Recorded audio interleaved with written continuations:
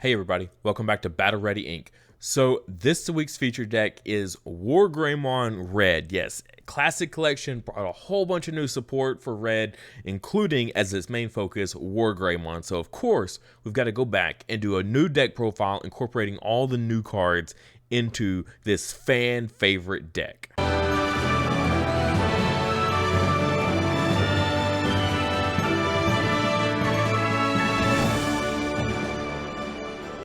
Don't forget about our memory marker for this month. It is Yokomon.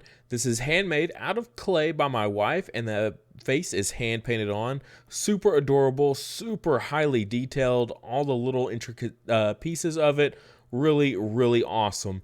Again, this is our Patreon reward for the month of December, so not a lot of time left on that one. But if you want any of our previous memory markers we've had on the channel, check the coffee link in the description below. There you can see all the previous memory markers we've had on the channel. But the benefit, though, of going through Patreon is you get the featured memory marker for usually a discounted rate. All right, so jumping in here, right off the bat, we've got the Koromon. This is our consistency booster for it. If you've got a Greymon, then you get to draw one when you attack. Once per turn, so you can't do any kind of multiple swings, shenanigans to get multiple benefits. Still great consistency card. Typically, you're going to be doing stuff like the security attack +1, level 4 Greymon swinging, getting triggering the draw off of this. Because typically, once you get into your Mega, you've kind of already got your pieces. I don't think that the attack boost Koromon is necessarily the way to go for this set. I'm really liking the draw Koromon. Next, we got the new Agumon from the Classic Collection. This one's, when attacking once per turn, reveal the top 3 cards of your deck. You can add a Tamer card or one Digimon with Agumon in its name. So this is another just consistency boost card here. Getting more Tamers because, we like our Nokias in Agumon and Greymon focused decks. We really like to run Nokia. So this is helps you get into more Nokias because more Nokias on field is actually really, really powerful in this deck. So any chance you can get more into your hand is always a bonus. Next, I'm running the Agumon that gives the plus 2,000 to only Greymons instead of running the traditional one right next to it, the 1,000 buff, mainly because all of our Megas that we're swinging with, including our level 4s, and a lot of our level 5s are Greymons. So that 2,000 buff really applies there. And then into the level 7s, things like Omnimon. Omnimon's already pretty beefy. It can really handle its own anyways. And there's other things that in the stack that can also give it a DP buff if needed. So I felt that I really like the plus 2,000 DP buff one more, particularly for this deck. This isn't a generic red build, so this is a specific Greymon deck. So of course we're going to be running this one. And then just 2 on the traditional one, but that's not our only rookie. We are running the on play reveal 3. You can add a Greymon in its name and an Omnimon. So go Nokia, play this guy for free, trigger his on play effect, and now you get a search. So that's just tons of value potentially in hand. That's a massive gain there. You got a Tamer on field, you got a Digimon on field, and you got to potentially add 2 cards to hand from deck. That is a ton of value in this game, all from playing a single Nokia. So really liking Agumon in this build. And little hint there, I am running the Blitz Omnimon. This build is mostly focused on a aggro build using the old BT1 Greymon, because he turns off options. And in this format, there's a lot of option heavy decks. We've got things like Musketeers running around. We've got, of course, Security Control as always running around. Those are 2 main big contenders and very highly played. I know at my locals, over half of the decks are security control style decks between Musketeers and regular security control. So BT1 WarGreymon looking really good in my locals. But to continue on with that, we've got Greymon here. This is security attack +1, only running it at the 3 of. I went for a nice diverse spread for our level 4s. Instead of really maximizing out on certain things, I went for a little more diversity. What I found is that having more diversity, more often 2 to 3 copies of a card, and then having multiple types of different things is a little bit more healthy for a deck. because you don't typically clog on the same strategy. You can, depending on the situation, you've got multiple different varieties of cards in your hand depending on the situation you're in, and I really like that. So Greymon, just the security type +1 at a 3 of. It is probably our main Greymon that we really like to go into because it facilitates the WarGreymon, turning off all those options. So really beneficial for that. But if we're not going to go into a super security heavy stack, we have other things we can go for. We got the Greymon here that gains 1 memory if it goes on top of an Agumon. All of our rookies are Agumons, so it'll always be basically a 1-cost Evo. If you have a Nokia on field, it becomes a free level 4 Evo. Immediately lets you go into a level 5, which is amazing. So really liking this Greymon, but just keeping it at a 2 of, again, just to keep our options nice and diverse. And this one also has the inheritable of your Greymon and Omnimon, or Greymon or Omnimon in its name. It gets to 2000 DP. So whereas, you know, this old one here only gave it to the Greymon, this Greymon gives it to Omnimon or Greymon. So that's kind of, once you get to that point, that puts your Omnimon at 16,000. He's swinging over everything that's in security, so he has nothing to fear at that point. So just at a 2 of here, just for some diversity. Next we got the Greymon. This is the security type +1 if it has Agumon as an inheritable, which of course it will. 5,000 DP. We're going to bump it up with 2,000 with this Agumon here, and that's going to make it 7,000. If you've seen my other red videos, I've really been loving this strategy. Went over it in my Agu Bonds deck. But the format is still pretty low DP and on large numbers. That or it's just very option heavy. And as long as it's option heavy or low DP, then this Greymon is going to be in a really good position in the format.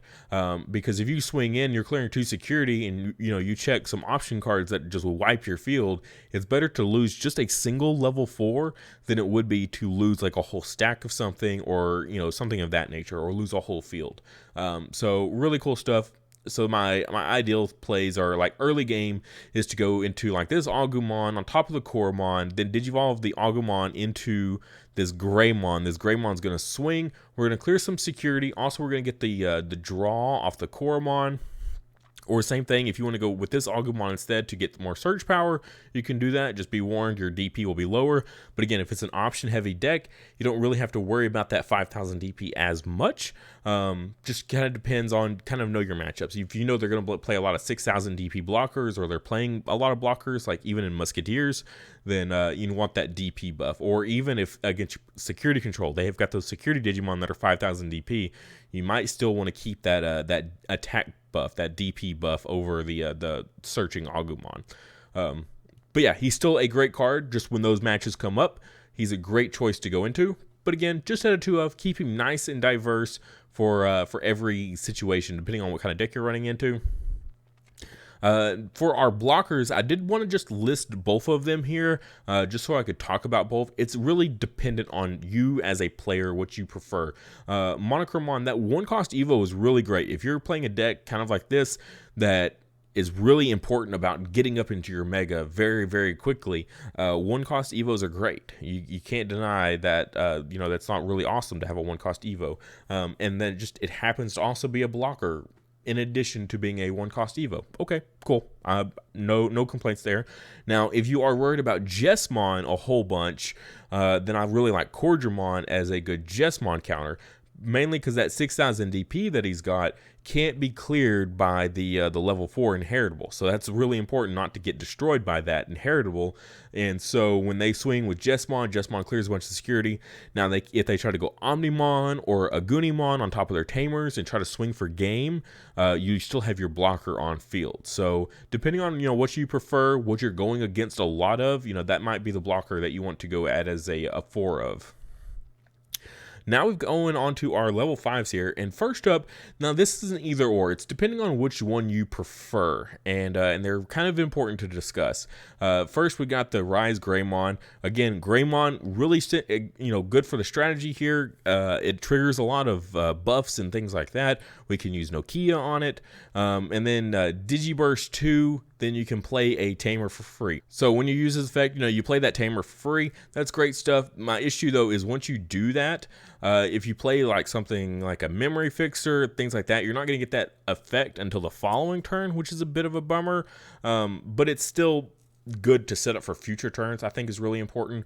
But if your opponent wants to use some removal, getting rid of this is better that they use that removal getting rid of this than say the mega that you're going to go on top of it with.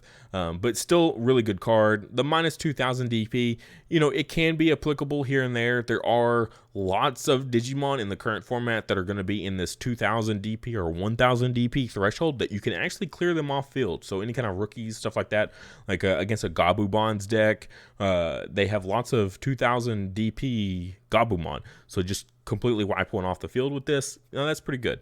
But the other option I kind of was really toying around with was Garudamon out of EX1. This is the when attacking once per turn, when this Digimon attacks a player, gain 1 memory. In conjunction with the new Greymon out of EX1 that has Blitz. It's a 4-cost Evo, but it has Blitz. So if you swing with that WarGreymon, and say you start at your turn at 3 memory, you swing with the WarGreymon, you Digivolve into it, swing with it, you put your opponent to 1, the Garudamon will trigger, bringing it back to 0. So you still got to swing with the Greymon with the Blitz, and then bring it back to your turn because of the Garudamon. Kind of a spicy, interesting option to go for if you're really going to want to use that new WarGreymon. That 4-cost Evo is pretty steep, but in conjunction with Garudamon, it actually isn't nearly as terrifying as I was first giving it credit for. Moving on though, we've got WarGreymon, of course, security attack +1 as one of our level 5s here at a 3 of. I didn't want to maximize out anything in the level 5 category at a 4 of. Like usually, we'll go like 4, 3, 2, something like that. I was really liking the 3-3-3 spread. It's worked out really great for me here lately, and I think I'm going to continue on with it. It gives a nice diverse plethora of options to go into, depending on what I'm going against.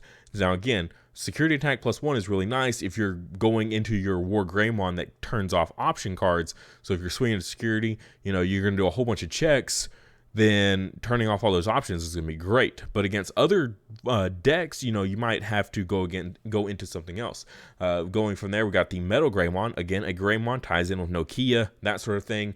All of our other benefits of Greymon in the name. This one gives piercing. So if your opponent has a whole field of blockers, then all the security attack in the world isn't going to do you any good when you have to worry about blockers. So going into a piercer instead might be the way to go. And again, so you can go like this with Nokia, keep it on your turn, and then Digivolve into something like a WarGreymon. Now the WarGreymon's going to swing. It's going to get a delete a blocker and get piercing, so you can actually clear 2 bodies at once. The when attacking ability here of the Metal Greymon, though, when this Digimon attacks a player, delete one of your opponent's Digimon with 4000 DP or less. You're going to give it potentially a nice little buff, that 2000 DP buff perhaps from the Agumon. So it's swinging at a 9000. That's going to get you over most level 5s. So you don't have to worry about any level 5s that are going to be hitting in security more than likely. That's pretty solid. Can't complain there. And then you're going to be deleting something on their field. More than likely just a rookie. Most things aren't going to be at 4000 DP unless you're playing against something like maybe Black. Black has a lot of low DP level 4s that it likes to play because they're cheap. They're super cheap in those decks. But that's really about the only benefit. I've yet to actually get to trigger this successfully because usually I'm not attacking with this Metal Greymon. I'm keeping on field for that piercing. All right, going on from there, we got our megas here. We've already talked about this one a whole bunch. This is our old school BT11 that we love so much. Security options don't trigger. That's very important. No options triggering in security is very important. We've already discussed all the different decks it's good against, except for blue. Blue, come Classic Collection, is going to have access to Ice Wall. So, and that card is used a bunch in blue decks. Okay, so having this WarGreymon and hitting into a bunch of Ice Walls or Hammer Sparks in security for those gain 2 memory, this WarGreymon turning those off is going to be so crucial. So again, just yet another deck that's going to be on the radar, heavily played, and he works great against it. And then also the turn that you Digivolve into him, he gets another security attack +1. So that's his regular hit +1 from his ability, +1 from WarGreymon, +1 from the level 4 Greymon. That's 4 security checks right there. You throw in a tie, and tie is going to put you right at that perfect 5 security check with 1 WarGreymon, and then you can go Blitz Omnimon for game. Classic OTK, you know, been around basically ever since Voltramon came out in BT4. This has always been available, so this isn't really anything new, but always like to just kind of reiterate it a little bit. Now we got the new EX1 WarGreymon, and this is the one I'm really liking. So it's got the Wind Digivolving Blitz. That 4 Evo cost is a little steep, but again, as long as you got the Blitz, it's okay. So usually, you know, you throw out that Memory Fixer, you've got the level 4 and Raising. That's not going to get you into a big swing. But now you can promote that level 4, go into any of your level 5s here that you want.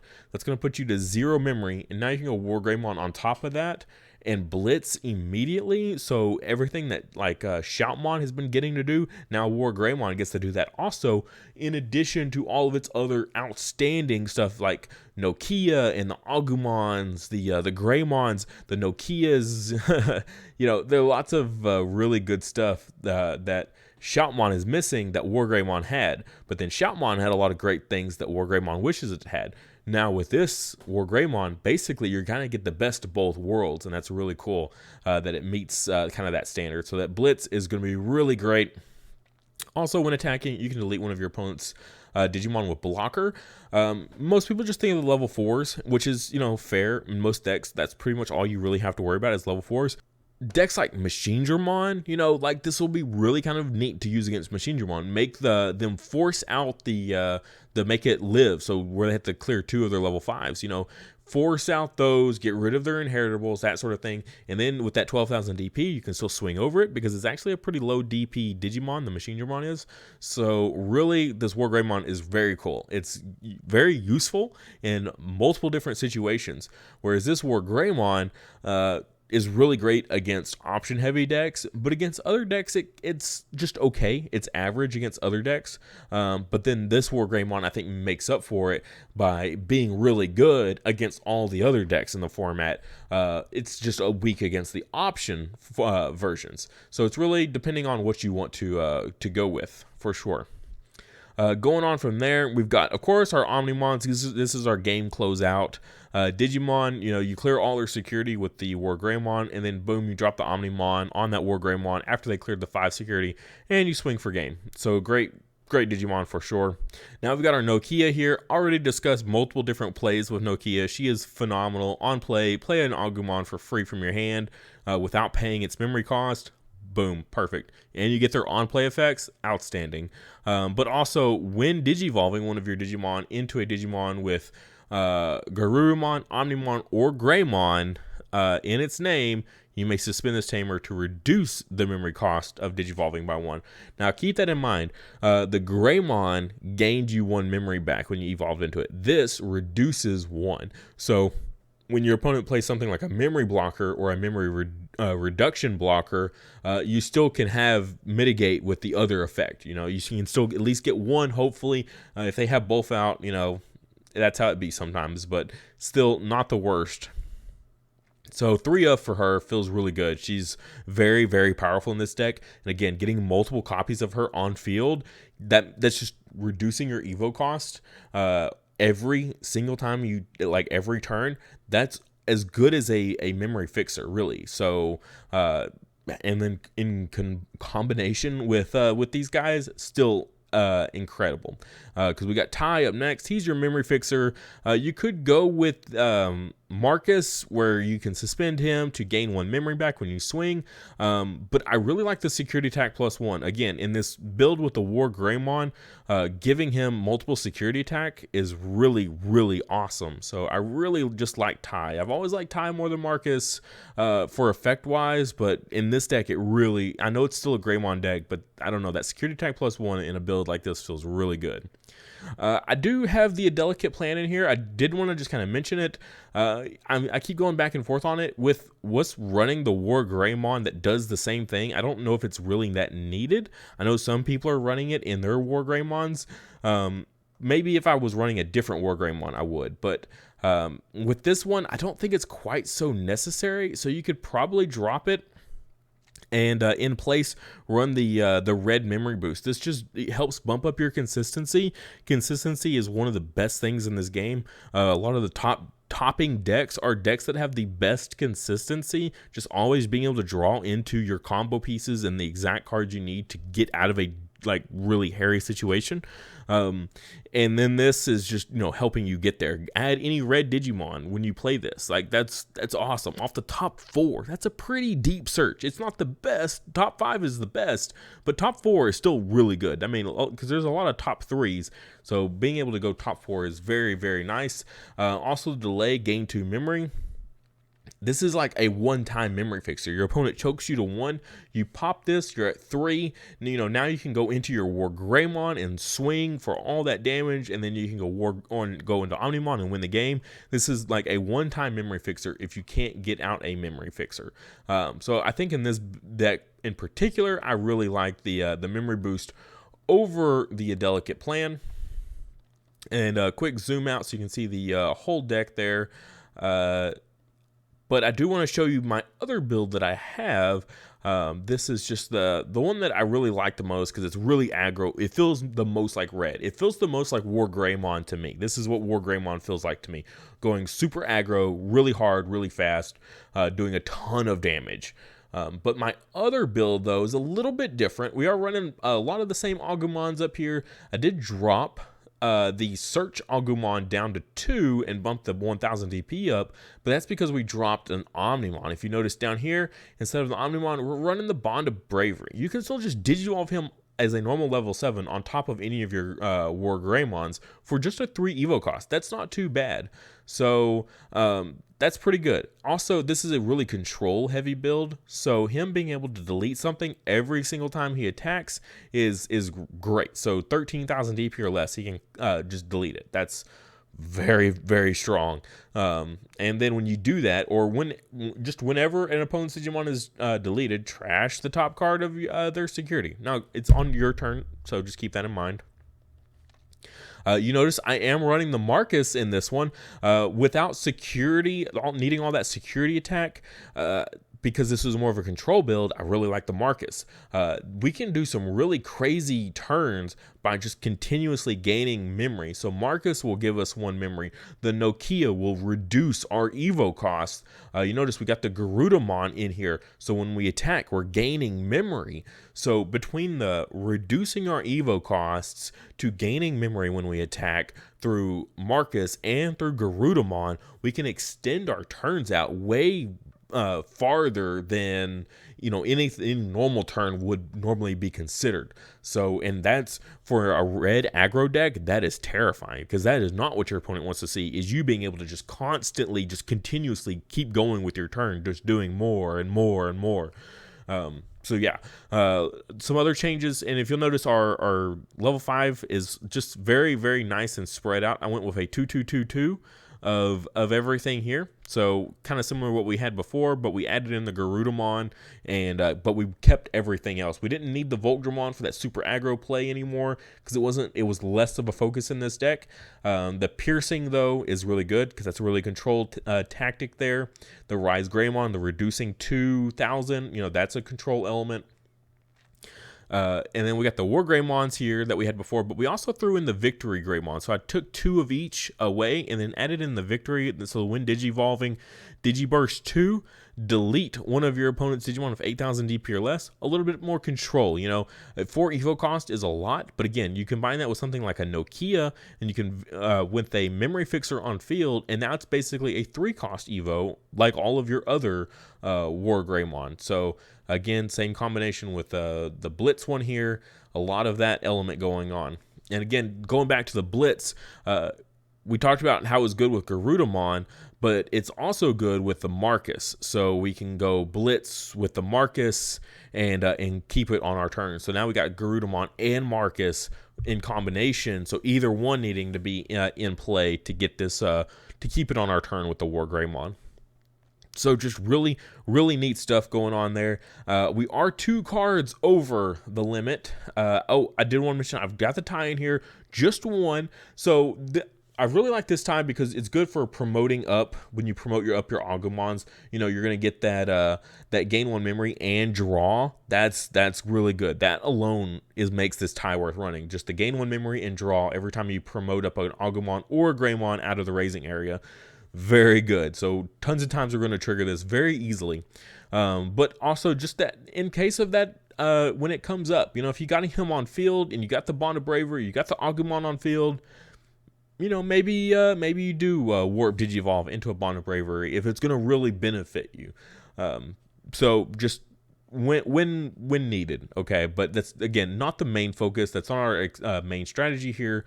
It's just when it comes up. Mainly we like that gain 1 memory and the draw effect. And our last 2 cards, these are basically what your choices are. Do you want to go a delicate plan to turn off option cards in security, which is very, very important. We already discussed earlier in the video why that was so important. But also Atomic Blaster is very, very good. Add up 8,000 DP worth of Digimon on your opponent's side of the field and delete them against like a Rookie Rush style deck like D Brigade.